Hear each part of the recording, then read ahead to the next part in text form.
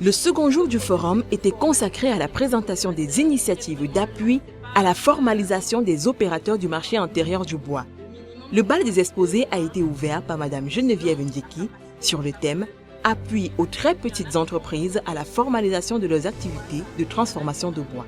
Donc c'est vraiment selon la volonté de chaque opérateur. Donc, on a pu avoir 9 qui sont allés jusqu'au bout de la chaîne, parmi lesquels une femme, et qui ont obtenu leur lettre de voiture pour alimenter le marché national en bois légal.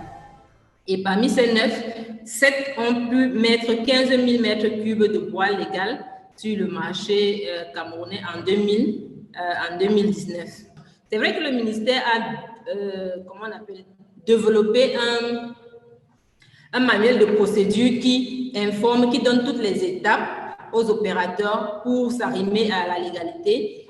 Mais ce manuel-là n'est pas connu de beaucoup. Donc, nous nous sommes appuyés sur ce manuel pour sensibiliser et informer les opérateurs. Le deuxième exposé portait sur le thème « Exploitation légale des forêts communautaires, une perspective réaliste et viable » présenté par Mademoiselle Fedio Kenkmo de Souza. Mais on sait aussi qu'à l'heure actuelle, plusieurs études, notamment celle du CIFOR, montrent que les forêts communautaires sont les foyers de l'exploitation illégale des forêts au Cameroun. Tout est une question d'encadrement et d'objectifs que se fixe l'État. Si l'État se positionne dans une optique de viabiliser ce secteur d'activité et d'y accorder un peu plus d'attention, et là, ça passe par revoir l'encadrement même du processus de foresterie communautaire au Cameroun, parce qu'il y a des goulots d'étranglement qu'on ne peut rien faire, sauf si c'est l'État qui décide de prendre en charge la responsabilité de faire changer et évoluer les choses.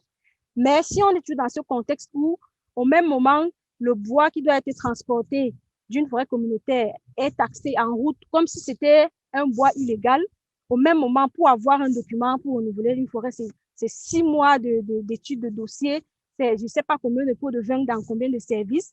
Vous voyez très bien que les gens vont se tourner vers l'illégalité, donc au détriment des forêts communautaires.